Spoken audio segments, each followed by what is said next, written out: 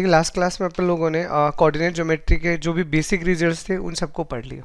अब उससे रिलेटेड ये कुछ प्रॉब्लम्स हैं जो एग्जाम्स में आई हुई हैं और अपने भी क्या इसी तरह की प्रॉब्लम्स बनती हैं। तो देखिए फर्स्ट प्रॉब्लम क्या है, O B the origin and if the coordinates of any two points Q1 and Q2 be this. Okay, देखो क्या बोला है आपको, ये आपका बेसिक कार्टेशियन सिस्टम है जिसमें आपको बोला है ये जो O है ये आपका ओरिजिन है और यहाँ पे कोई दो पॉइंट है। मान लीजिए एक पॉइंट आपका Q1 है जिसके कोऑर्डिनेट है x1 y1 और एक पॉइंट आपका Q2 है जिसके कोऑर्डिनेट है x2 y2। ठीक है, अब O Q1 तो ये आपका O Q1 आ गया और ये आपका O Q2 आ गया और यहाँ से आपका Q1 Q2 बन गया। ठीक है, और ये ओरिजिन है तो इसके कोऑर्डिनेट्स हो जाएंगे 0 0। अब आपको क्या बोला है, Q1 O Q2, तो Q1 O Q2 इसको एक बार समझने के लिए मैं थीटा मान लेता हूँ। ठीक है, इस एंगल को मैंने मान लीजिए लेट एंगल जो आपका Q1 O Q2 है वो अपने पास क्या आ गया, थीटा आ गया। तो देखो अगर ये मेरे पास थीटा है तो यहाँ पे अगर आप इसको गौर से देखोगे तो ये मेरे पास अब क्या मिल गया, कॉस थीटा। और कॉस थीटा के साथ में देखिए ये क्या है, O Q1 और ये क्या है, O Q2। तो अगर इसको मैं एक बार के लिए A मान लेता हूँ, इसको मैं B मान लेता हूँ और Q1 Q2 इसको मान लीजिए मैं C मान लेता हूँ, जस्ट सपोज दैट। तो यहाँ से अब आपको क्या रियलाइज हो रहा है कि ये मेरे पास अगर मुझे C निकालना है तो आपको डायरेक्टली कोसाइन फॉर्मूला याद है, डायरेक्टली अपन लोगों ने कोसाइन फॉर्मूला पढ़ रखा है ना। कोसाइन फॉर्मूला का यही तो यूज सीखा था अपन ने कि अगर अपने को क्या दे रखा हो, अगर अपन लोगों को दो साइड और उनका बीच का एंगल अगर अपने को दे रखा है तो सबसे बेटर अपने पास क्या है, सबसे बेटर अपने पास कोसाइन रूल। तो यहाँ से मैं क्या लिख सकता हूँ, C square is equal to A square plus B square minus का 2AB कॉस थीटा, मतलब लिख सकता हूँ, इसमें तो कोई प्रॉब्लम ही नहीं है। और अगर मैं सी स्क्वायर की बात करता हूँ तो ये सी स्क्वायर क्या है, इन दोनों पॉइंट के बीच का डिस्टेंस। तो अपन इसको अपन कैसे लिखेंगे, x1 माइनस x2 का whole square plus y1 minus y2 का होल स्क्वायर। रूट आएगा बट इस स्क्वायर की वजह से वो हट जाएगा। ए स्क्वायर निकालेंगे तो ये ओरिजिन से डिस्टेंस है तो ये क्या आएगा आपके पास में, x1 स्क्वायर प्लस का y1 स्क्वायर, यही आएगा। और प्लस बी स्क्वायर निकालेंगे तो ये हमारे पास कितना आएगा, x2 square plus y2 square और माइनस का 2AB कॉस थीटा अगर अपने को निकालना है तो पूछा यही है इसने। तो AB कॉस थीटा को A को मैं एक बार A रख देता हूँ, B को मैं एक बार B रख देता हूँ, तो ये क्या आएगा AB कॉस थीटा। ठीक है, अब इसको जब आप रिजॉल्व करोगे तो देखिए x1 square x2 square cancel out हो गया और y1 स्क्वायर और y2 स्क्वायर भी कैंसिल आउट हो गया। तो यहाँ से क्या बचेगा, माइनस का 2 टाइम x1 x2 माइनस का 2 टाइम y1 y2 और यहाँ पे क्या बचेगा आपके पास, माइनस का 2AB कॉस थीटा। तो ये माइनस से आपका माइनस चला गया, 2 से 2 चला जाएगा, तो AB कॉस थीटा का वैल्यू आपके पास कितना आ गया, x1 x2 और प्लस का y1 y2। अब आपने A किसको मान रखा है, O Q1 को, B किसको मान रखा है, O Q2 को, और कॉस और थीटा कितना मान रखा है आपने, Q1 O Q2। तो इस पूरी की पूरी टर्म का रिजल्ट आपके पास क्या आ गया, x1 x2 प्लस का y1 y2, that is your final answer. x1 x2 y1 y2 that is answer. ठीक है, तो इसमें तो सिंपल सा बस आपका एक ऑब्जर्वेशन था कि आपको डिस्टेंस फॉर्मूला तो लगाना है बट उस डिस्टेंस फॉर्मूले के साथ में आपको एडजस्ट क्या करना है, दैट इज मोर इंपॉर्टेंट। ठीक है, सेकंड देखिए सेकंड प्रॉब्लम आपको क्या दी है, if the vertices of a triangle have integral coordinates then the triangle is. ठीक है, जैसे ये आपके पास में एक ट्राइंगल है, फॉर एग्जांपल कोई भी ट्राइंगल हो सकता है, इसके कोऑर्डिनेट्स आपको दिए गए हैं x1 y1, ये आपको दिया गया है x2 y2 और ये आपको दिया गया है x3 y3। अब आपको क्या बोला है, ये जितने भी कोऑर्डिनेट्स हैं ये सारे के सारे इंटीजर है, ये इंटीजर है। तो अगर इंटीजर है तो अपन इसका एरिया निकालते हैं। देखो सबसे पहले अगर अपन एरिया जो हमें पता है उसके अकॉर्डिंग अगर अपन एरिया निकालेंगे तो 1/2, तो x1 के साथ में क्या आएगा, y2 माइनस का y3, x2 के साथ में क्या आएगा, y3 माइनस का y1 और x3 के साथ में क्या आएगा, y1 माइनस का y2। ये रिजल्ट हमें याद है। अब अगर मैं इस एरिया की बात करूं तो देखो ये जितने भी पॉइंट्स हमें दे रखे हैं सारे के सारे क्या इंटीग्रल पॉइंट्स हैं। तो अब सारे के सारे जब इंटीजर हैं तो इसको सॉल्व करके रिजल्ट भी इंटीजर आएगा, वो तो कंफर्म है। और ये अगर इंटीजर है तो फाइनली ये पूरा का पूरा रिजल्ट क्या आएगा, रेशनल आएगा। इतना अपन श्योरली कह सकते हैं। बताओ यहाँ तक तो कोई डाउट ही नहीं है। ठीक है ना। और रेशनल इसलिए क्योंकि डिवाइड बाय 2 में ऑड नंबर हुआ, मान लो फॉर एग्जांपल 21 है तो 21/2 इज अ रेशनल नंबर। तो यहाँ से जो भी रिजल्ट आएगा अगर मेरे कोऑर्डिनेट इंटीजर है तो पक्का क्या आएगा, पक्का रेशनल आएगा। इस चीज़ में अपने को कोई डाउट नहीं है, ठीक है। उसके बाद में अगर मैं मानता हूँ कि इक्विलेटरल ट्राइंगल है फॉर एग्जाम्पल, तो अगर ये मेरा इक्विलेटरल ट्राइंगल बनेगा तो इक्विलेटरल ट्राइंगल का एरिया तो मैं पहले से ही पता क्या होता है, √3/4 इंटू साइड स्क्वायर। साइड मान लीजिए ए है, ये होता है। तो अगर आप किसी भी साइड की अगर बात करते हो, मान लीजिए मैं ए बी साइड की बात करता हूँ, तो मैं ए बी साइड की अगर बात करूंगा तो यहाँ तो √3/4 आएगा ही आएगा, साथ में इंटू ये मेरे पास जो ए स्क्वायर आएगा ये कितना आएगा, x1 माइनस x2 का होल स्क्वायर और प्लस y1 माइनस y2 का whole square, it is something like that. तो ये मेरा जो रिजल्ट है ये भी सॉल्व करके कैसा आ रहा है, ये भी पक्का रेशनल ही आ रहा है, यहाँ तक कोई दिक्कत नहीं है। लेकिन अगर ये इक्विलेटरल ट्रायंगल हुआ, ये रिजल्ट तो मेरा रेशनल है, लेकिन मल्टीप्लाई किससे कर रहे हो, √3 से। अरे ये थोड़ी रेशनल आएगा, ये वाला पार्ट अगर रेशनल है और ये वाला पार्ट इरेशनल है तो इरेशनल को रेशनल से मल्टीप्लाई करके हमेशा क्या आता है, इरेशनल नंबर आता है। तो इसका मतलब क्या हुआ, इतना कंफर्म है कि अगर मेरे ये कोऑर्डिनेट्स इंटीजर है तो जो भी एरिया आएगा वो रेशनल आएगा, ठीक है। लेकिन अगर इक्विलेटरल ट्रायंगल हुआ तो कैसा आ रहा है, इरेशनल आ रहा है। तो इसका मतलब अपन क्या कहेंगे, हम इसका मतलब ये कहेंगे कि वो जो भी ट्रायंगल बनेगा वो कभी भी क्या नहीं बनेगा, इक्विलेटरल तो नहीं बनेगा, ये कंफर्म है। तो बताओ इसको समझने में किसी को भी कोई डाउट, ठीक है। अरे बहुत सिंपल सा ऑब्जर्वेशन था, सिर्फ एक ऑब्जर्वेशन कि मैं इन मेरे अगर कोऑर्डिनेट्स इंटीजर हैं तो क्या मैं उस ट्रायंगल को इक्विलेटरल ट्रायंगल बोल सकता हूँ, तो बिल्कुल नहीं बोल सकता, क्योंकि इक्विलेटरल ट्रायंगल में यहाँ से रिजल्ट इरेशनल आ रहा है और सिंपली अगर हम एरिया की बात कर रहे हैं तो ये एरिया तो रेशनल बन रहा है, तो इक्विलेटरल तो कभी हो ही नहीं सकता, ये यहाँ पे श्योर हो गया, ठीक। नेक्स्ट आपको क्या बोला, the point A divides the join of the points. मान लीजिए ये 2 पॉइंट्स हैं, कोई भी 2 पॉइंट होंगे, मान लीजिए पी क्यू, ये 2 पॉइंट्स हैं, this is -5,1 and this is 3,5 और यहाँ पे एक पॉइंट है द पॉइंट ए। ये इन दोनों को क्या कर रहा है, के रेशियो 1 में डिवाइड कर रहा है, ठीक है। तो यहाँ से अपन ए के कोऑर्डिनेट निकाल लें, इंटरनल सेक्शन फॉर्मूला, ठीक है। तो इंटरनल सेक्शन फॉर्मूला लगा के अगर हम इसके कोऑर्डिनेट्स निकालेंगे कितना आएगा, 3k माइनस का 5 अपॉन k प्लस 1 और यहाँ से इसको सॉल्व करेंगे तो कितना आएगा, 5k प्लस का 1 और अपॉन में k प्लस 1। तो ये हमारे पास इंटरनल सेक्शन फॉर्मूला से एक ही कोऑर्डिनेट्स आ गए। अब क्या बोल रहे हैं, and the coordinates of the point B and C are 1,5 and 7,-2, ठीक है। अब यहाँ से इसने क्या बोला है, ये आपका एक ट्रायंगल बन रहा है, ए के कोऑर्डिनेट्स अभी अपन ने निकाल लिए, बी और सी के कोऑर्डिनेट्स आपको दे रखे हैं, लाइक ये आपको दे रखा है 1,5 और ये आपको दे रखा है 7,-2 और इसका जो एरिया आपको दिया गया है ये कितना दिया गया है, 2। तो आपको याद हो तो मैंने आपको क्या बोला था, मैंने आपको नोट में लिखवाया था कि अगर एरिया कभी भी गिवन है तो हम क्या करते हैं, एरिया हमेशा पॉजिटिव और नेगेटिव दोनों लेते हैं, लेकिन अगर एरिया हमें निकालना होता है then area is always positive, ठीक है, ये याद है ना। तो एरिया मुझे गिवन है कितना दे रखा है, +-2, तीनों वर्टाइसिस मुझे पता चल गया तो मैं एरिया ऑफ ट्रायंगल का फॉर्मूला लगा देता हूँ, ठीक है। तो दिस इज 1/2, सबसे पहले क्या आएगा x1, तो 3k माइनस का 5 अपॉन k प्लस 1, तो ये आपके पास आ गया x1 और साथ में क्या आएगा y2 माइनस का y3, तो y2 माइनस का y3, फिर प्लस यहाँ पे क्या आएगा x2 यानी 1 आ गया और 1 के साथ में यहाँ पे कितना आएगा -2 और फिर यहाँ माइनस का 5k plus 1 upon k plus 1 और प्लस का 7 और यहाँ पे क्या आएगा आपके पास में 5k plus 1 upon k plus 1 minus का 5 और ये किसके बराबर है, ये आपका +-2 के बराबर है। ये क्या है, ये हमें गिवन है, ठीक है। तो इस 2 को तो इधर ले जाइए और बाकी पोर्शन को पूरा सॉल्व कीजिए। देखो क्या होगा, मैं इसको पूरा अगर सॉल्व करता हूँ तो देखो यहाँ 3k माइनस 5 के साथ यहाँ तो आ जाएगा 7, ठीक है। और इसको अगर आप सॉल्व करोगे तो देखो क्या आएगा, तो इसको मैं चलो इसको भी ब्रैकेट खोल ही देते हैं ना, कैलकुलेशन को थोड़ा और मैं फास्ट बना देता हूँ, वेट। तो ये आपके पास आएगा 21k माइनस का 35, ठीक है, 21k माइनस का 35, ये तो आ गया पहला वाला ब्रैकेट।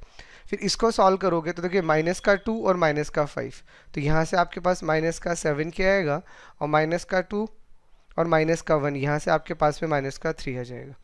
और इसको सॉल्व करूँ तो इसको सॉल्व करने से आपके पास क्या आएगा, k+1 है, एलसीएम वो तो इधर चला ही जाएगा, तो -5k और +5k तो कट गया, और ये आपके पास कितना आएगा बताइए, -5 और ये वाला ये आपके पास आएगा -28, और इज इक्वल टू ये k+1 और 2 दोनों इधर चले जाएंगे तो ये आ जाएगा +-4k+1। ये आपका कैलकुलेशन आ गया। अब इसको सॉल्व करोगे तो देखो ये 21k और ये आपका 7k, ठीक है, इन दोनों को सब्ट्रैक्ट करोगे कितना आएगा बताओ, 14, तो ये आपके पास आ गया 14k, और यहाँ से ये सारा का सारा टर्म नेगेटिव है तो ये कितना आ गया 68 आएगा क्या, करके देखो, इज इक्वल टू +-4k+1। अब यहाँ से एक बार आपको पॉजिटिव साइन लेना है और एक बार आपको नेगेटिव साइन लेना है। तो अगर आप पॉजिटिव साइन लोगे तो ये कितना आएगा 4k, तो इधर जाके कितना हो जाएगा 10k, ये आएगा ना। अगर इसको आप सॉल्व करते हो तो ये आपका प्लस है, ये इधर, और ये इधर आएगा तो कितना हो जाएगा 72, ये लो। तो यानी यहाँ से k का वैल्यू कितना आ गया 31/, को कैलकुलेशन मिस्टेक तो नहीं होगा, नहीं चेक कर लो एक बार।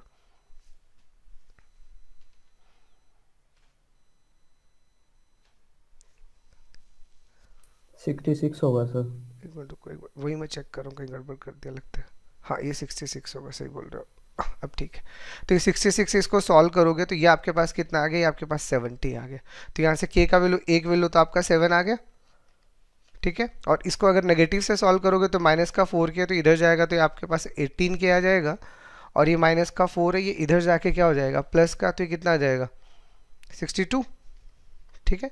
तो यानी यहाँ से k का वैल्यू अगर आप सॉल्व करोगे तो क्या आएगा 31/9। तो यहाँ से आपके पास k का दो वैल्यू आएगा 7 and 31/9, that is your answer, ठीक है। नेक्स्ट, तो नेक्स्ट क्या दिया है, the area of the triangle is 5। तो एरिया देखो दे रखा है, इसको फिर से समझना, एरिया कभी भी गिवन होता है तो यही तो मैं आपको बोल रहा हूँ कि प्लस माइनस दोनों लेना है। तो गिवन एरिया हमें है तो वो क्या है, वो हमारे पास प्लस माइनस का 5 है। If two of its vertices are this and the third vertex lies on the line this. तो देखिए ये तो पूरी कोऑर्डिनेट ज्योमेट्री में आपको ध्यान रखना है ऑब्वियसली, ठीक है। ये मान लीजिए एक लाइन है, इसका इक्वेशन आपको दे रखा है y is equal to x plus का 3, और that thought is work on all the figures. मतलब अभी जो मैं बोल रहा हूँ उसका लाइन से कोई लेना देना नहीं है, कोई भी ज्योमेट्रिकल फिगर हो, जैसे ये आपके एक लाइन है, इसका इक्वेशन आपको दे रखा है। मान लो यहाँ पे एक पॉइंट है P, तो अगर ये पॉइंट इस लाइन पे है इट मीन्स ये पॉइंट इसको सेटिस्फाई करेगा, 100% करेगा। मान लो इसके कोऑर्डिनेट में मान लेता हूँ h, के मान लिया मैंने। तो अगर इस पॉइंट के जो कोऑर्डिनेट हैं अगर वो h, k होंगे तो ये h, k क्या करेगा, इस लाइन को 100% सेटिस्फाई करेगा। तो करेगा इसका मतलब x की जगह पे आप h रख दो, y की जगह आप k रख दो, तो यानी ये कितना आएगा k is equal to h+3, ठीक है ना। तो कोई भी पॉइंट अगर किसी भी कर्व पे लाई करता है तो वो उसको 100% सेटिस्फाई करेगा। तो एक तो आपके पास ये मिल ही गया, दूसरा अब दो पॉइंट्स तो आपको दे ही रखे हैं, तीसरा आपको और पता चल गया। अरे एक पॉइंट तो आपका 2,1 था, एक 3,-2 है, और एक आपने तीसरा मान लिया h, k। तो ये आपका मान लीजिए a है, ये आपका b है और ये आपका c है। तो इससे बनने वाले ट्रायंगल का एरिया निकाल लें, वहां से एक इक्वेशन और आ जाएगी। तो इसको जब आप सॉल्व करोगे तो ये आपके पास क्या आएगा 1/2, ठीक है। अगर 2 लोगे तो 2 के साथ कितना आएगा -2 को माइनस के, 3 लोगे तो 3 के साथ कितना आएगा k माइनस का 1, और यहाँ से अगर आप k लोगे तो यहाँ पे कितना आएगा 1 प्लस का 2। ये हमें कितना दे रखा है, ये हमें दे रखा है प्लस माइनस का 5। तो ये 2 तो इधर चला जाएगा, इस पूरी इक्वेशन को आप सॉल्व कर लो, ये कितना आएगा देखो, चलो मैं कर देता हूँ -4 माइनस का 2k प्लस का 3k माइनस का 3 और प्लस का k प्लस 2, ठीक है, is equal two plus minus का 10। तो यहां से आपके पास में देखो क्या टर्म आ रहा है, एक मिनट, h का टर्म नहीं लिखा गया, एक मिनट रुकिएगा, सॉरी, यहाँ पे आपके पास में h आएगा, सॉरी। तो अगर आप यहाँ h लोगे तो ये कितना आएगा आपके पास में 3h आ जाएगा, यहाँ से ये आपके पास 3h आ गया, ठीक है। तो आपके पास कितना आ रहा है 3h तो आ ही रहा है, और k कितना आ रहा है प्लस का k, और ये माइनस का 4 अपनी जगह है तो ये इधर जाएगा, तो ये माइनस का 4 और -3, ये माइनस का 7 is equal two plus minus का 10। तो देखो एक लीनियर इक्वेशन यहाँ से आ गई, दिख रही है। अरे एक इक्वेशन तो यहाँ एच के की है ही, एक इक्वेशन यहाँ पे आ गई। तो एक काम करो ना, ये के का वैल्यू जो है ये यहीं पुट कर दो डायरेक्टली। तो यहाँ से आपके पास कितना आएगा, 3h तो है ही, एक h और आ जाएगा तो 4h, ठीक है। और 3 - 7 करोगे कितना आएगा, माइनस का 4 is equal two plus minus का 10। तो प्लस लोगे तो 4h इक्वल टू कितना आएगा, 14। तो यहाँ से h का वैल्यू कितना आ जाएगा, 7/2। और अगर माइनस लोगे तो कितना आ जाएगा, 4h इक्वल टू, माइनस का है तो ये कितना आ जाएगा, 6 आएगा ना, माइनस का 6 आ जाएगा। तो यहाँ से h का वैल्यू कितना आ जाएगा, माइनस का 3/2। तो एक 7/2 आ रहा है और एक माइनस का 3/2 आ रहा है। तो देखो 7/2 यहाँ पे है और यहाँ पे है, तो इसका मतलब ये दो ऑप्शन तो आएंगे नहीं। अब k और निकाल लो, तो यहाँ से k निकालोगे तो k का वैल्यू कितना आएगा, h+3। तो अगर आप 7/2 + 3 करोगे तो कितना आएगा, 13/2। This is 13/2। एक 13/2 आएगा और सेकंड आपका क्या है, माइनस का 3/2 + 3, तो ये कितना आएगा, 3/2। तो इसमें से ऑप्शन में कौन सा है, that is your required option. एक आपका 7/2 आया और एक आपका 13/2 आया, तो this is your required answer. और दूसरा अगर होता तो क्या होता, माइनस का 3/2 एंड 3/2, तो वो तो ऑप्शन में ही नहीं है। तो आपकी जो नीड है वो ये वाला ऑप्शन हो गया, ठीक है। नेक्स्ट देखो, A B C are the vertices of a parallelogram. एक पैलोग्राम आपको दे रखा है, मान लीजिए आपका एक पैलोग्राम है, ठीक है। इसमें से 3 वर्टाइसेस हैं, ये ऑर्डर में है। मतलब ए अगर आपको 3,5 दिया है, बी आपको -5, -4 दिया है, और सी आपको, तो ए आपको 3,5 दी है, बी आपको -5, -4 दी है, सी आपको 7,10 दी है। इसको आप मान लो कि ये क्या है, मान लो h, k है फॉर एग्जांपल, ये लो। अब आपको क्या बोला है, फोर्थ वर्टेक्स निकालो। तो कैसे निकालोगे, तो इसमें अब आपको क्या यूज़ करना पड़ेगा, इसमें आपको सिंपल ज्योमेट्री यूज़ करनी पड़ेगी। और सिंपल ज्योमेट्री क्या है, देखो सिंपल ज्योमेट्री ये होता है कि जो भी आपका पैलोग्राम होता है, उस पैलोग्राम में क्या होता है, डायगोनल बाइसेक्ट होते हैं। अरे होते नहीं होते, बताओ। तो अगर ये पॉइंट अगर मान लीजिए मैं ई मान लेता हूँ, तो ये ई क्या है, ये मिड पॉइंट है किसका, बीडी का भी और बीडी का भी और एसी का भी। तो जो भी आपका मिड पॉइंट होगा किसका, एसी का, वो वही तो होगा जो मिड पॉइंट किसका है, बीडी का, ठीक है। तो यहां से एसी का मिड पॉइंट निकालो, कितना आएगा, 3 + 7 डिवाइडेड बाई 2 और 5 + 10 डिवाइडेड बाई 2। और ऐसे इसका मिड पॉइंट निकालो, कितना आएगा, h - का 5 डिवाइडेड बाई 2 और k - का 4 डिवाइडेड बाई 2। दोनों बराबर होना चाहिए, इसका मतलब ये वाला कोऑर्डिनेट इसके बराबर आएगा, तो ये कितना आएगा, 5। तो h - का 5/2 इक्वल टू 5। तो यहाँ से h का वैल्यू कितना आ गया, 15। और दूसरा आपका आ रहा है k - का 4 divided by 2 is equal to 17/2। तो 2 से 2 आप कैंसिल आउट कर दीजिए, तो k का वैल्यू कितना आ जाएगा, 21।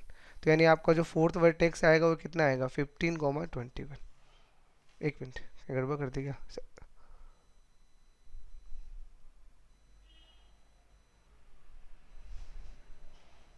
कोऑर्डिनेट सही लिखे ना, एक बार वैल्यू चेक कर लो।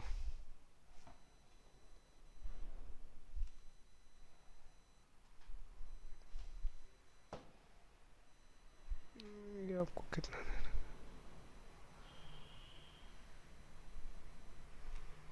ये 15/2 है, सॉरी नॉट 17/2, ये 15/2 से 2 चला गया तो रिजल्ट कितना आएगा, 19।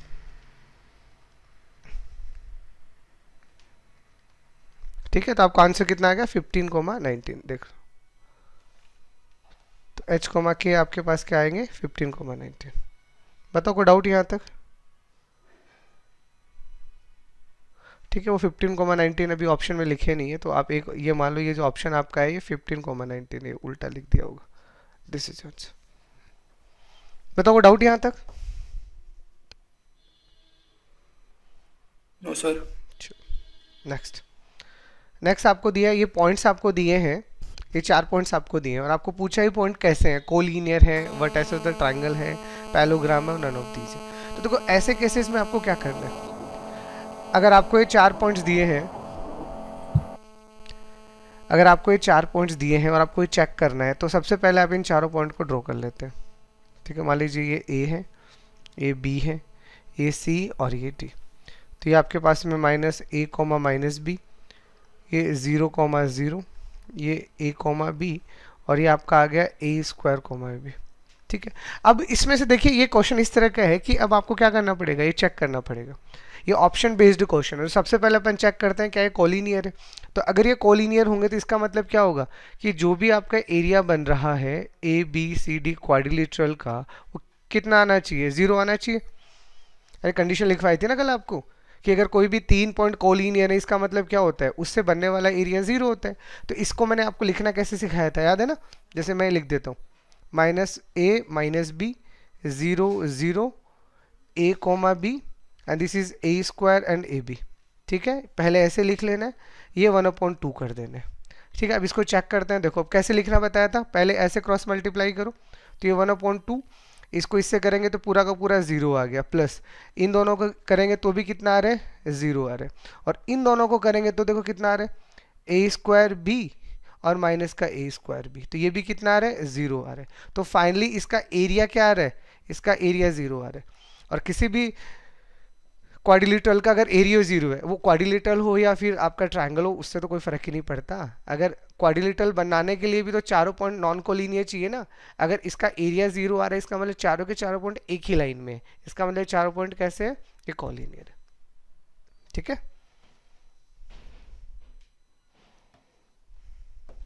नेक्स्ट देखिए। तो नेक्स्ट आपको क्या दिया, ये 3 पॉइंट्स आपको दिए, एक दिया है P, एक दिया है Q और एक दिया है R।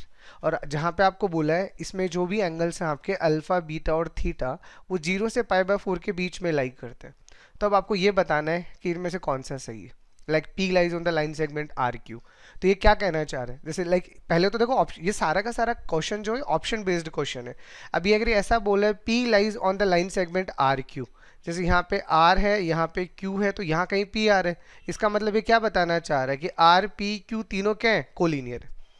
समझ में आ रहा है? तो ऐसे कर करके आपको फाइनली ये क्या पूछना चाह रहे हैं, अगर आप इन तीनों ऑप्शंस की बात करते हो A B C, पहले तीनों की बात करें तो ये तीनों ऑप्शन प्रैक्टिकली आपको क्या बताने की कोशिश कर रहे हैं कि A आपके पास में तीनों पॉइंट क्या है, कोलिनियर है।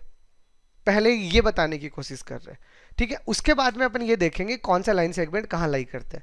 ठीक है, तो इसका मतलब अगर अपन कोलिनियरिटीज की चेक कर रहे हैं फॉर एग्जांपल, तो आपको P पॉइंट दिया गया है, कितना दिया गया है, माइनस का साइन बीटा माइनस का अल्फा एंड माइनस का कोस बीटा। तो इसको अपन अपनी कंफर्टेबिलिटी के लिए x1 y1 मान लें, क्योंकि वहीं से हमें कोलिनियरिटी समझ आती है।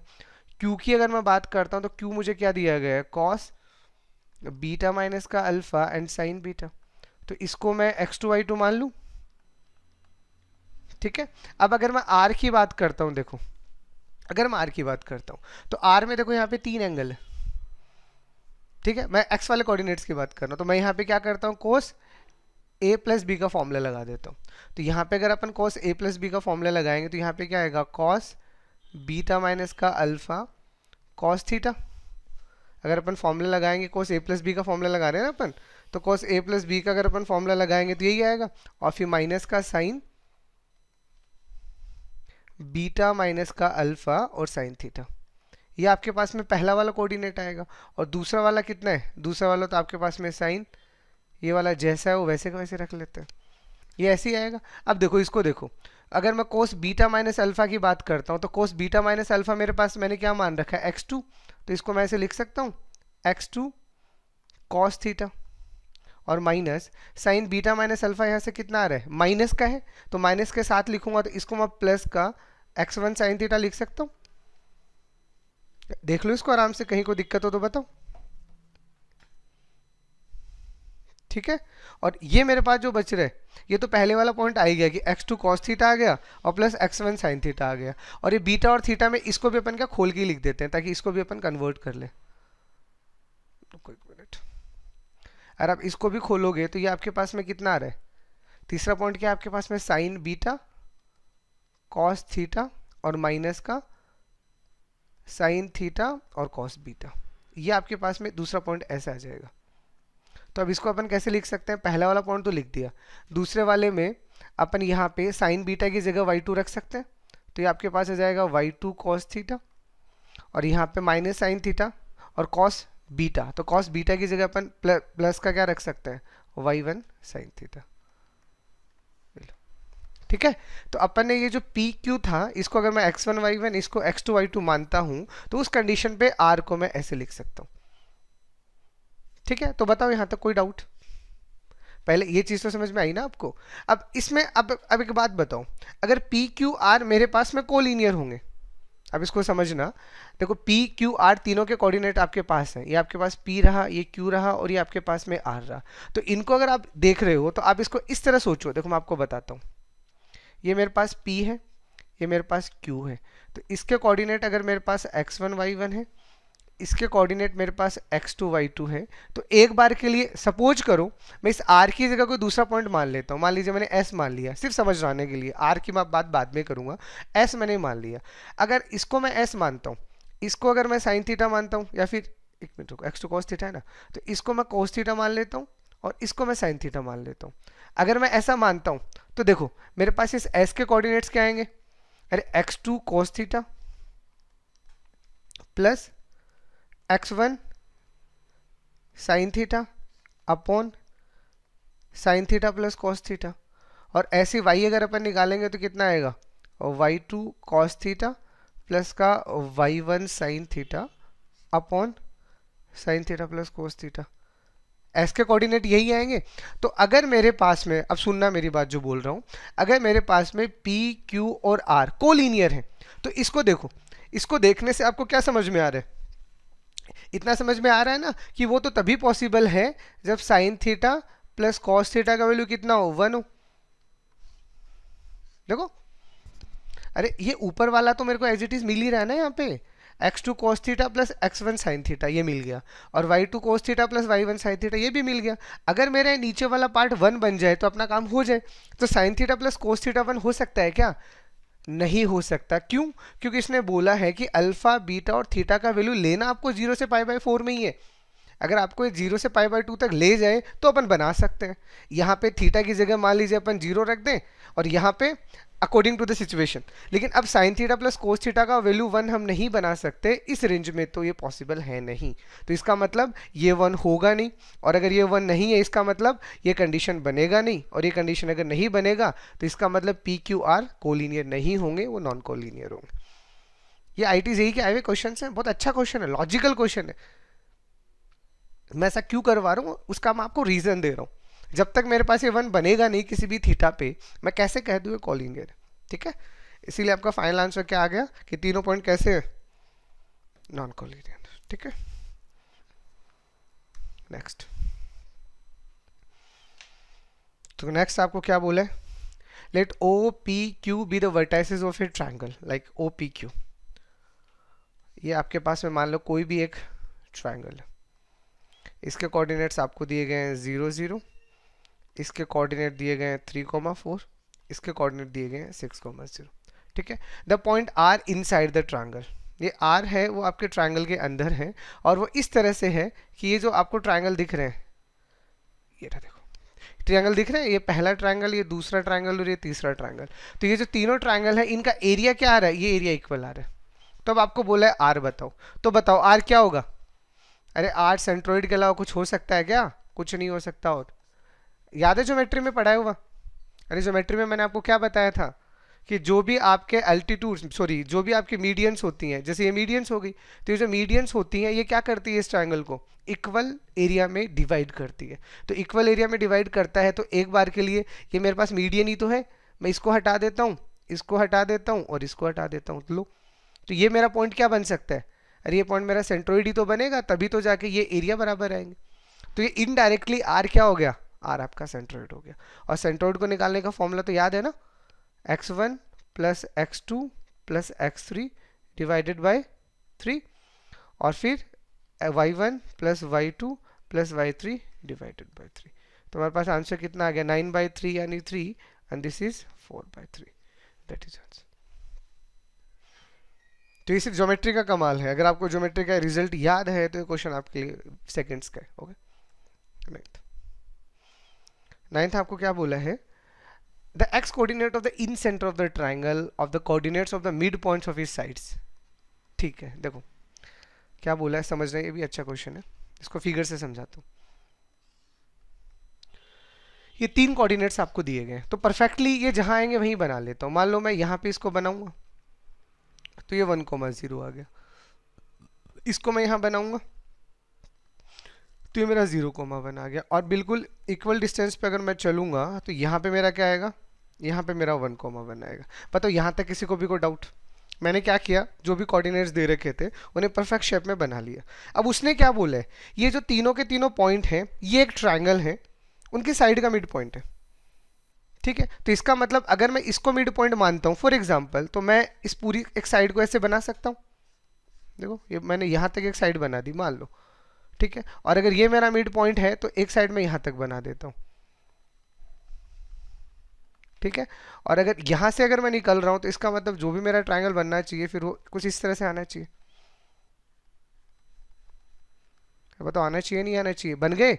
अब अगर ये मेरा मिड पॉइंट है तो सोचो ये क्या होगा, अरे ये तो ओरिजिन ही होगा ना, और अगर ये ओरिजिन है और ये मिड पॉइंट एक डिस्टेंस पे हो तो इसका मतलब ये तो 2,0 पे ही आएगा, और अगर ये मेरा 0,1 है तो ये मेरा 0,2 पे ही आएगा। अरे बताओ को डाउट? तो हमने क्या किया, ट्रायंगल की तीनों वर्टाइसेस निकाल ली, मिड पॉइंट दे रखे थे बट निकाल ली वर्टाइसेस। अब वर्टाइसेस निकाल ली, निकालना क्या है, इन सेंटर का एक्स कोऑर्डिनेट। तो अगर हमें इन सेंटर का एक्स कोऑर्डिनेट निकालना है तो क्या निकालना है, फॉर्मूला याद है ना, ax1 bx2 plus cx3 upon a plus b plus c, यही होता है। अब यहाँ पे a b c क्या है, साइड्स, तो अगर इसको निकालोगे तो ये देखो 2 आ रहा है, इसको निकालोगे तो ये भी 2 आ रहा है, और ये तो राइट एंगल है तो इसका मतलब ये कितना आएगा, ये 2√2 आएगा। ठीक है, को डाउट? ओके, तो अब इसको अगर आप निकालोगे तो देखो यहाँ पे अगर आप 2 लेते हो तो इसका मतलब यहाँ पे एक्स कोऑर्डिनेट है 0, तो यहाँ कितना आएगा आपके पास में 2 × 0। ठीक है, प्लस यहाँ पे अगर आप 2√2 लेते हो तो 2√2 के अपोजिट भी कितना है 0, तो यहाँ 2√2 के अपोजिट ये भी कितना आ गया है 0। और अगर आप यहाँ पे इसको 2 लेते हो तो इसका मतलब इसके अपोजिट कितना है 2, तो ये आपके पास कितना आ जाएगा 2 × 2, और अपॉन में कितना आ रहा है 2 प्लस का 2√2 प्लस 2। तो देखो ये भी 0 ये भी 0, तो ये कितना आ गया 4/4 प्लस 2√2, यही आएगा। और इसमें से अगर आप 2 कॉमन लेके काट दोगे तो दिस इज 2/2 प्लस √2, इसको रेशनलाइज कर दो, और अगर आपको परफेक्ट आंसर चाहिए तो अगर आप इसको रेशनलाइज करोगे तो नीचे कितना आएगा आपके पास में 4 - 2, तो 4 - 2 से 2 कैंसिल आउट आ जाएगा, ये कितना बचेगा ओनली 2 - √2, दैट इज आंसर। तो बताओ समझने में कहीं पे भी कोई दिक्कत? नेक्स्ट, तो नेक्स्ट आपको क्या बोला है, the distance between the ortho centre and the circum centre of the triangle with vertices this. देखिए इस तरह के जितने भी क्वेश्चंस हैं, ये स्पेशली जितने भी सेंटर्स हैं, मैं एक बार, हालांकि ये सारी चीज़ें हम ज्योमेट्री में डिस्कस कर चुके हैं, फिर भी अगर मैं वापस से बताऊं, like centroid, incentre, circumcentre, orthocentre, specially ये सेंटर्स हमें निकालने हैं। तो इन सेंटर्स में से फिलहाल कोऑर्डिनेट ज्योमेट्री में सबसे आसान क्या है, सेंट्रोइड। ठीक है, सेंट्रोइड हमारे लिए सबसे आसान है, और हमने वहां से क्या पढ़ा था, इक्विलेटरल ट्रायंगल में सारे पॉइंट एक होते हैं, याद है ना ये सब। अरे अगर आपको ये पता चल गया ये ट्रायंगल इक्विलेटरल ट्रायंगल है, तो अगर इक्विलेटरल ट्रायंगल है तो incentre, circumcentre, orthocentre सब क्या है, सब सेंट्रोइड ही होते हैं। तो इससे अच्छा क्या निकाल लो आप, सेंट्रोइड ही निकाल लो। तो इस तरह के क्वेश्चन अगर आपको कभी भी करने हो, देखो इसमें ऑर्थो सेंटर बोल रहे, ऑर्थो सेंटर, इन सेंटर, सर्कम सेंटर, तो सबसे पहले आप क्या करना, ट्रायंगल का नेचर पता करना।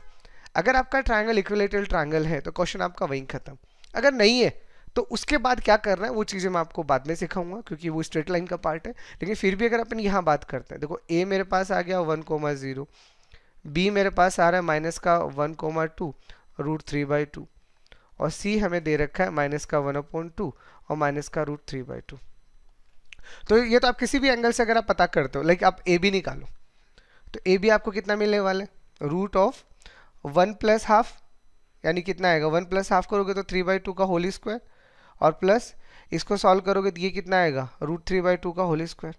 तो इसको सॉल्व करोगे दिस इज 9/4, और प्लस ये कितना आ रहा है 3/4, तो दिस इज व्हाट √3, ठीक है। और ऐसे ये रूट आएगा इस पर, ऐसे आप BC निकालो, तो अगर आप BC निकालोगे तो BC भी आपको क्या मिलेगा, दिस माइनस दिस, ये करोगे तो माइनस का 1/2 प्लस 1/2, तो ये तो आपका 0 हो गया, तो दिस इज 0²। और इन दोनों को सॉल्व करोगे तो ये देखो कितना आ रहा है, आपके पास में डायरेक्ट ही √3 का स्क्वायर नहीं आ रहा, तो ये भी आपके पास क्या मिल गया आपको √3। और ऐसे अगर आप AC निकालोगे तो ये भी आप निकाल लो, ये भी कितना आ रहा है √3।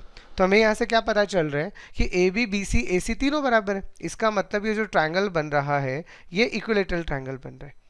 और इक्विलेटरल ट्रायंगल में तो सारे पॉइंट एक ही होते हैं, तो अब बताओ ऑर्थो सेंटर और सर्कम सेंटर के बीच का डिस्टेंस क्या आएगा, अरे 0 ही तो आएगा, क्योंकि जब सारे पॉइंट एक ही जगह हैं, यही पॉइंट मेरा सब कुछ है, तो यही मेरा ऑर्थो सेंटर भी हुआ और ये मेरा सर्कम सेंटर भी हुआ, तो जब एक ही पॉइंट दोनों है तो ये तो कोइंसिडेंट हो गए, और कोइंसिडेंट पॉइंट के बीच का डिस्टेंस तो 0 ही आएगा ना, तो that is your final answer. ठीक है, बताओ कोई दिक्कत?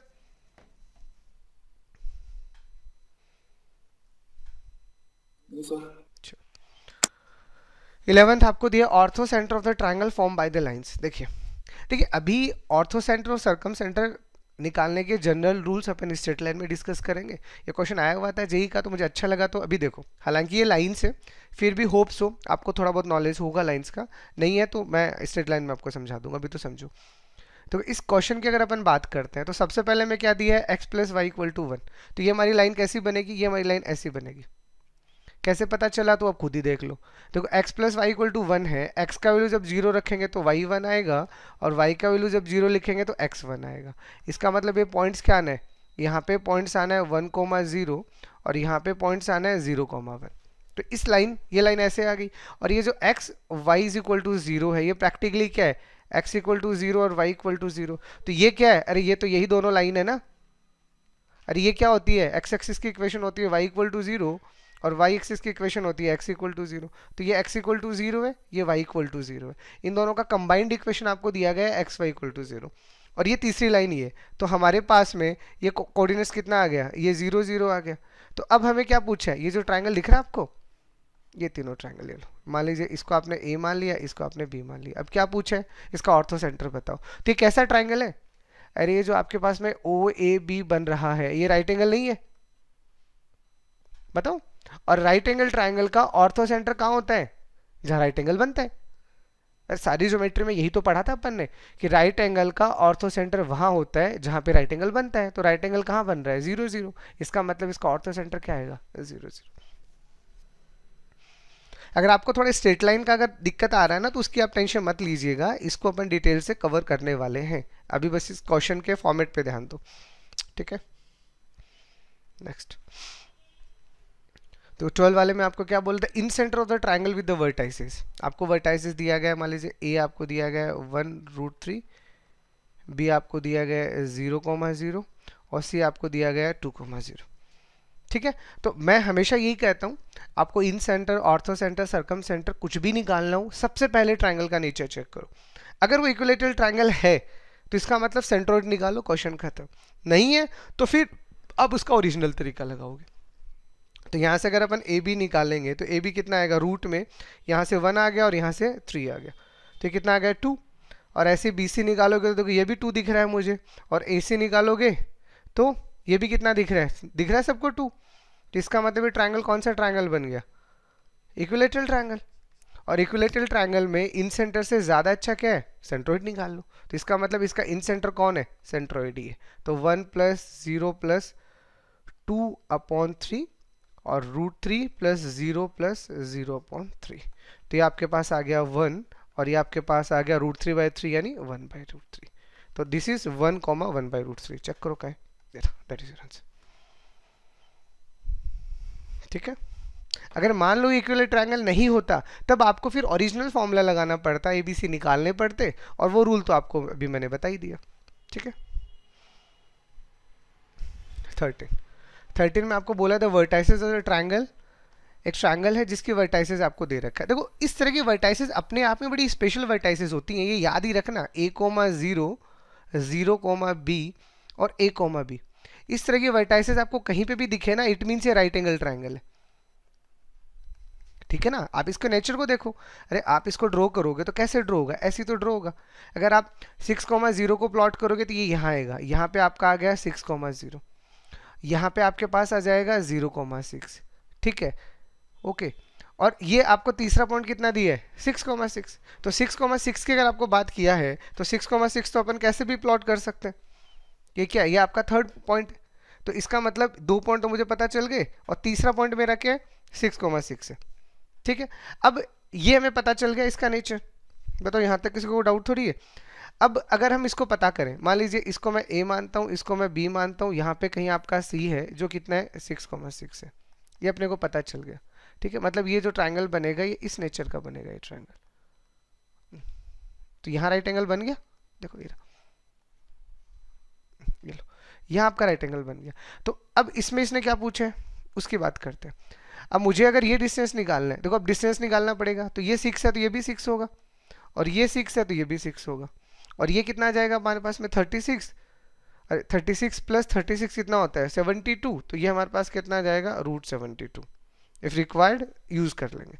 अब हमें क्या पता करना है, the vertices of triangle, the distance between the circumcentre and the centroid. तो सबसे पहले इसका सेंट्रोइड निकाल लें, तो सेंट्रोइड तो सीधा सीधा ही पड़ा है 6 + 0 + 6/3, और इसको सॉल्व करेंगे तो 0 + 6 + 6/3, तो ये कितना आ रहा है बताओ 4,4। तो इसका सेंट्रोइड तो हमें पता चल गया। अब इसने क्या पूछा है, अब बताइए इसका सरकम सेंटर, तो अब आप बताओ इसका सरकम सेंटर कहाँ बनेगा। अरे राइट एंगल ट्रायंगल का सरकम सेंटर कहाँ बनता है, हाइपोटेनियस का मिड पॉइंट ना, अरे याद है या नहीं है, क्या तो कह दें आप आपको। तो राइट एंगल ट्रायंगल का सरकम सेंटर वहां बनता है जो हाइपोटेनियस का मिड पॉइंट होता है, तो इन दोनों का मिड पॉइंट लो कितना आएगा 3,3। तो इसका मतलब इसका जो सरकम सेंटर आया वो कितना आ गया 3,3। अब इन दोनों के बीच का डिस्टेंस निकालना है तो जीसी हम निकाल लेते हैं, तो कितना आएगा √1 + 1, तो दिस इज √2। बताओ किसी को भी कोई डाउट है तो बताओ, अरे चीजें समझ आ रही हैं क्या। फॉर्मूले बड़े ही सिंपल हैं जो आपको पढ़ा दिए गए हैं, फिगर बनाइए, ट्रायंगल का नेचर पता कीजिए और उसके अकॉर्डिंग काम कीजिए। तो बताओ कोई दिक्कत है तो नहीं है, तो आगे चलूं।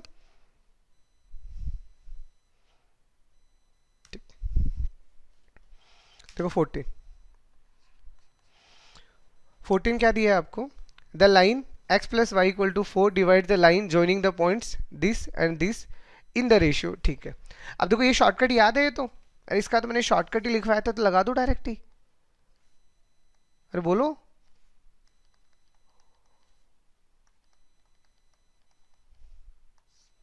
ये शॉर्टकट याद है क्या, अरे आवाज आ रही है क्या मेरी, हेलो,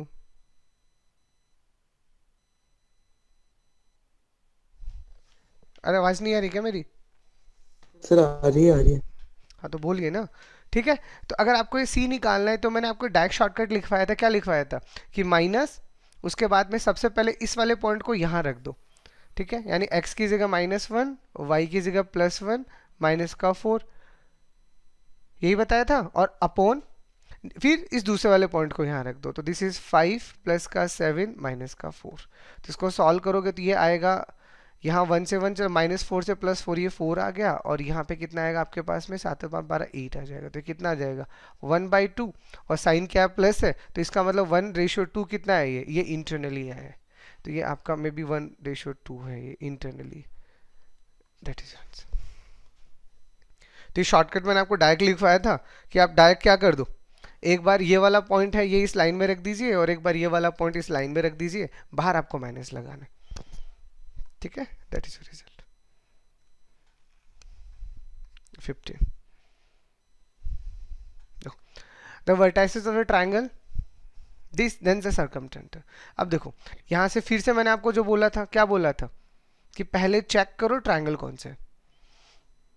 ये आपके पास में 2,1 है, ये आपके पास में 5,2 है, और ये आपके पास में 3,4 है। तो सबसे पहले ए बी निकालो चेक करने के लिए, तो ए बी निकालोगे कितना आएगा 5 - 2 3, यानी ये तो 9 आ गया, और 2 - 1 यानी +1 आ गया, तो ये तो आ गया √10। ऐसे अगर आप BC निकालोगे तो BC कितना आएगा 5 माइनस 3 2, यानी ये तो आ गया 4, और ये भी कितना आ गया 4, तो ये कितना आ गया √8। और ये AC निकालोगे, इक्विलेटरल तो नहीं है वैसे तो यही पता चल गया, फिर भी चलो ये आ गया 1, और ये कितना आ गया 9, तो ये कितना आ गया √10। तो ये क्या है, ये आपका आइसोसेलेस ट्रायंगल, बट इक्विलेटरल तो है ही नहीं। अब इक्विलेटरल नहीं है इसका मतलब अब हमारा जो भी सरकम सेंटर है वो आपको ओरिजिनल तरीके से निकालना पड़ेगा।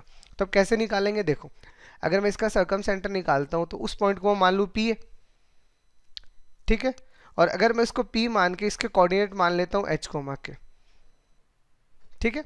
अब अगर मैं सरकम सेंटर निकालूंगा तो सरकम सेंटर क्या होगा, अरे सरकम सेंटर मतलब सरकम रेडियस ना, क्योंकि अभी ये इक्विलेटरल नहीं निकला तो मुझे ओरिजिनल तरीका लगाना पड़ेगा, ये रहा। तो इसमें आप मुझे एक बात बताओ, PA PB और PC बताओ बराबर आएंगे या नहीं आएंगे, अरे बताओ आएंगे या नहीं आएंगे, यस सर।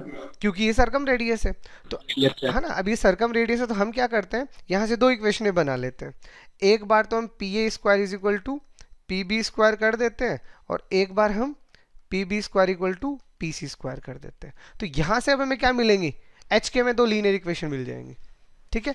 जैसे अभी हम इसको सॉल्व करते हैं, देखो पहले PA² निकालो, तो PA² निकालोगे तो यहाँ से कितना आएगा H माइनस 2 का whole square plus K minus 1 का होल स्क्वायर, और PB² निकालोगे तो कितना आएगा H माइनस 5 का whole square plus K minus 2 का होल स्क्वायर, ठीक है। अब इसको सॉल्व करोगे तो H² K² तो दोनों साइड से कट जाएगा, यहाँ से कितना बचेगा माइनस का 4H, और यहाँ से कितना बचेगा माइनस का 2K इज इक्वल टू, और कांस्टेंट टर्म भी बचेगा, एक मिनट रुकना,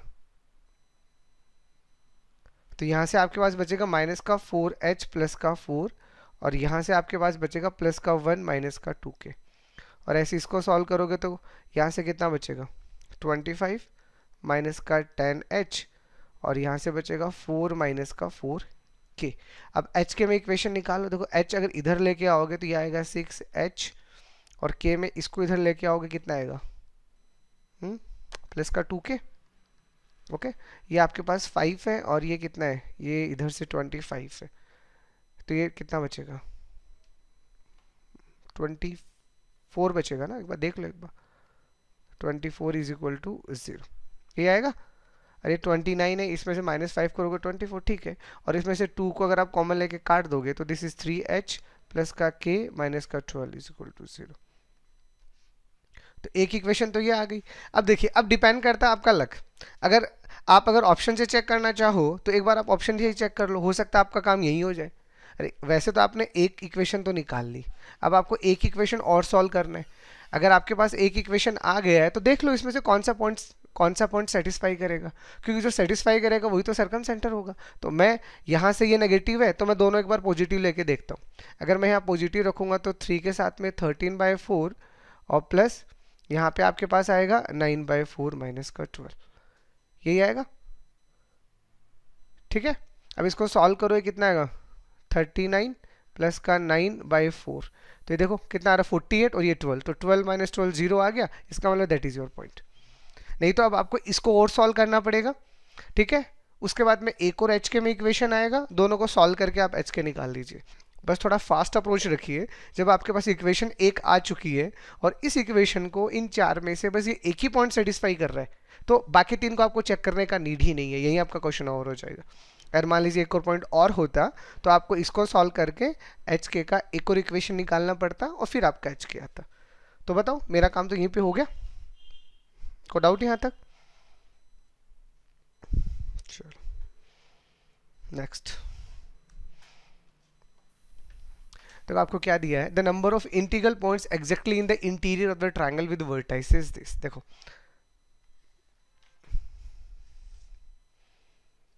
आपको इसने क्या बोला है,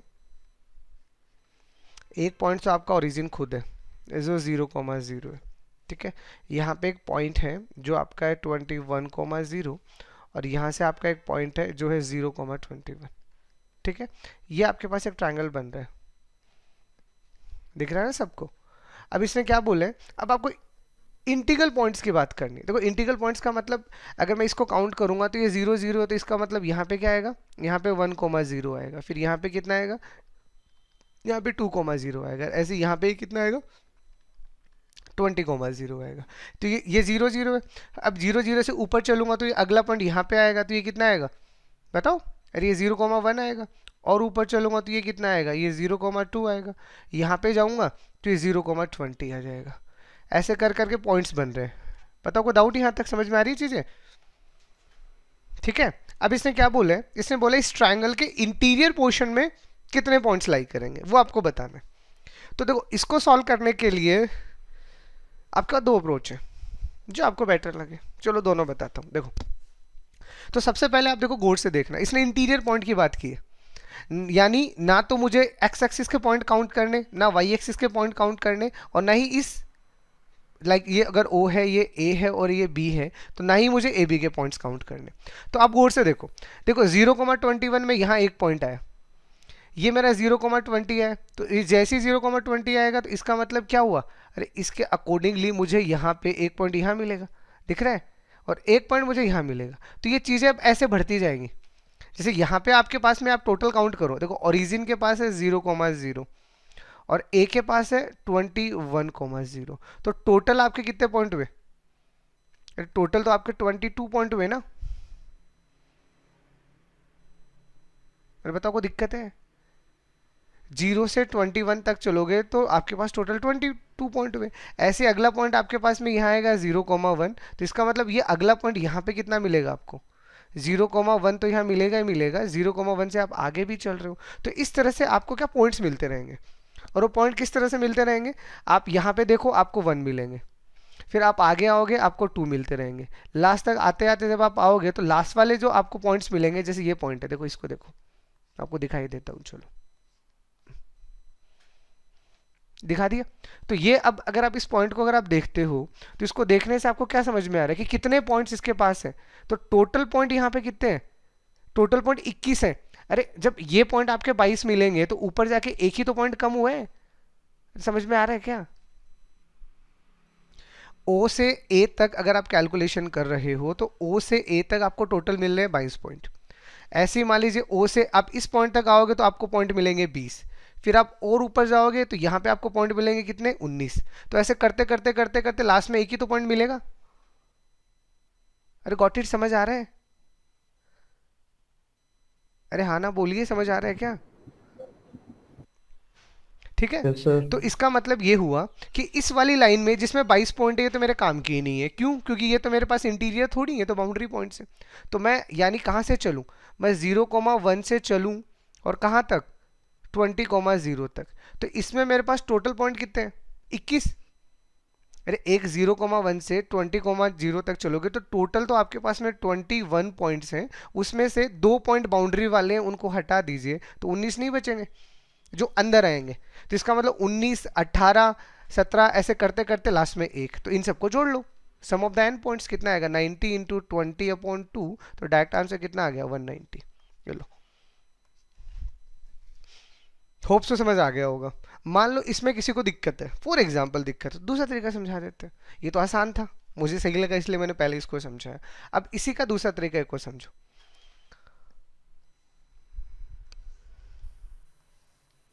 वो डिपेंड आप पे करता है, थॉट है, कैलकुलेशन।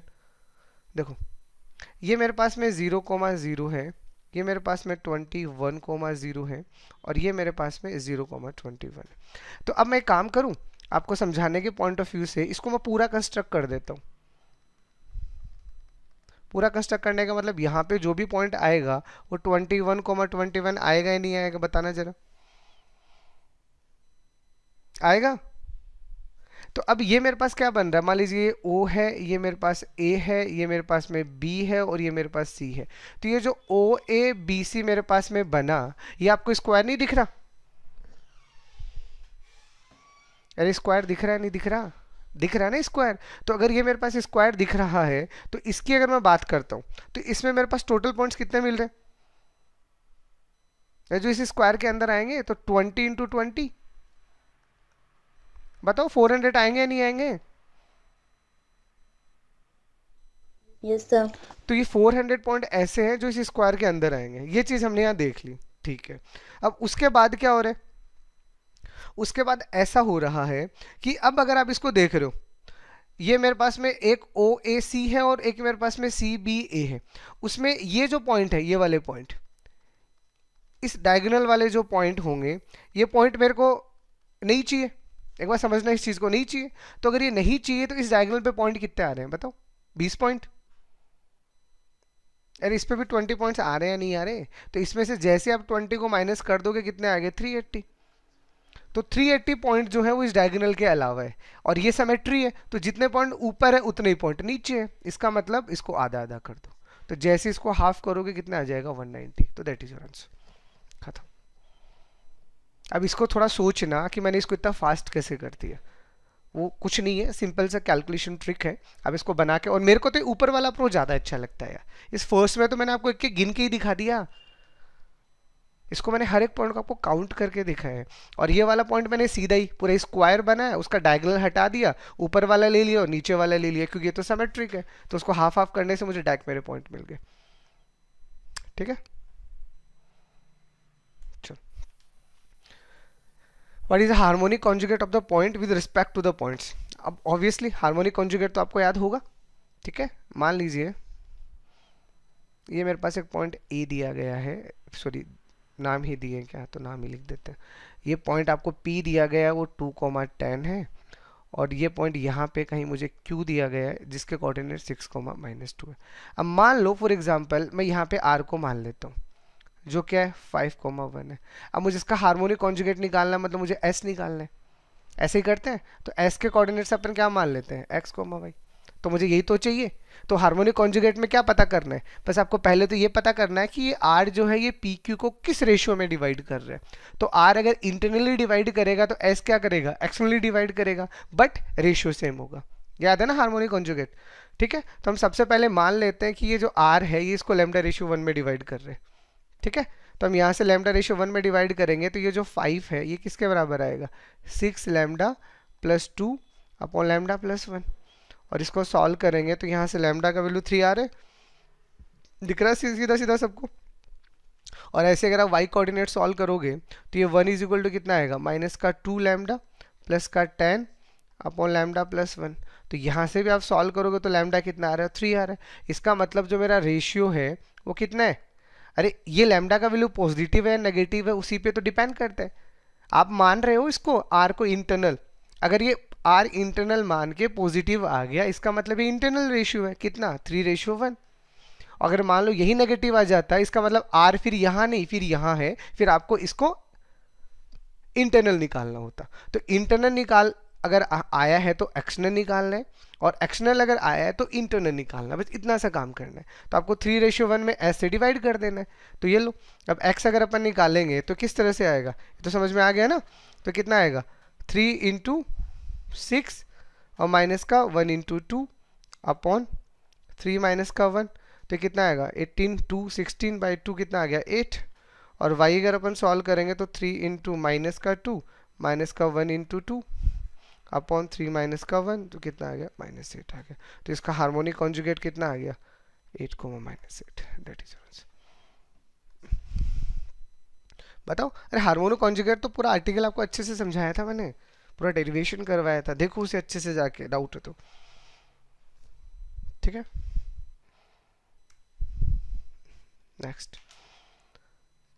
नेक्स्ट आपको क्या बता रखा है, इन ए ट्रायंगल ABC वर्टाइसेस दी गई हैं, एंगल्स दिए गए हैं, और अब आपको सरकम सेंटर पूछे।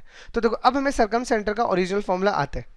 आपको हमने सरकम सेंटर का फॉर्मूला लिखवाया था, याद है, अरे ये वाला फॉर्मूला याद है ना, x1 sin 2a x2 sin 2b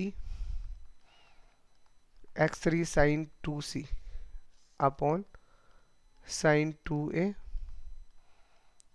sin 2b और sin 2c, और यही सेम आपको y के साथ करना है, याद है। तो अब ये वाला फॉर्मूला अब लगेगा, क्यों, क्योंकि इसमें वर्टाइसेस भी दे रखी हैं और एंगल्स भी दे रखे हैं। तो हमें क्या करना है, 1/1 sin 2a sin 2b और sin 2c का वैल्यू निकालना है, क्योंकि वर्टाइसेस तो हमें दे ही रखी है, ठीक है। तो यहाँ से हमें एंगल A कितना दिया है, एंगल A दिया है cos इनवर्स 4/5। तो यानी यहाँ से कॉस ए का वैल्यू कितना आ जाएगा 4/5, और कॉस का वैल्यू अगर 4/5 है तो साइन का वैल्यू कितना आएगा 3/5। लिख दूँ डायरेक्ट ही, बताओ डाउट है। और यहाँ से मुझे क्या निकालना है साइन 2a, तो साइन 2a कितना होता है 2 sign a into cos A, यही होता है।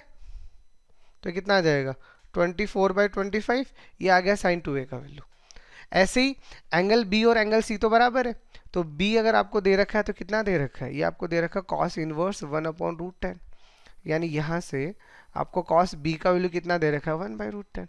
तो कॉस बी का वैल्यू अगर 1/√10 है तो साइन बी का वैल्यू कितना आएगा बताओ, 1 - 1/10 यानी 9, यानी 3/√10। ये आपके पास में ये आ गया। तो यानी यहाँ से आपके पास में ए और बी और सी तो बराबर है, तो साइन 2b का जो वैल्यू आएगा वही साइन 2c का आएगा। तो कितना आएगा 2 इंटू 1/√10 और 3/√10, तो ये कितना आएगा 6/10 यानी 3/5, ये 3/5। ठीक है, अब हमें पॉइंट्स निकालने हैं, तो एक पॉइंट्स तो मैं निकाल देता हूँ आपको। अरे ये एक्स पॉइंट तो यही है ना, तो एक्स पॉइंट निकालेंगे तो x1 कितना दे रखा है 1, और x1 के साथ में कितना आएगा साइन 2a यानी 24/25 प्लस x2, तो x2 कितना दे रखा है 2 इंटू 3/5 और प्लस 3 इंटू 3/5 अपॉन 24/25 3/5 प्लस 3/5। अब इसको सॉल्व कर लो, तो देखो सॉल्व करोगे तो कितना आएगा, इसको सॉल्व करो कितना आएगा 25, अगर इसका एलसीएम मैं ले रहा हूँ 25 ऊपर से नीचे से कैंसिल आउट कर देता हूँ तो 24, और ये कितना आएगा और 5 से मल्टीप्लाई कर दो कितना आएगा 30, और इसको और 5 से करो कितना आएगा 45, और इसको नीचे वाले को करोगे तो कितना आएगा 24, ये 3 है तो यानी ये 15, और ये भी कितना आएगा 15। तो इसको सॉल्व करो कितना आ गया 94, एक बार चेक कर लेना यार, 94 नहीं सॉरी 99, और इसको सॉल्व करें कितना आएगा 54। तो कट रहा है क्या, बिल्कुल कट रहा है, 9 से कट रहा है ना, तो 11/6।